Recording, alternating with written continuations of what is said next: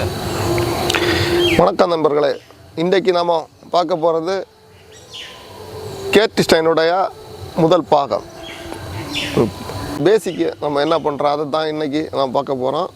முதல்ல நான் பண்ண போகிறது அந்த கேட் ஸ்டைனுடைய டொமோ.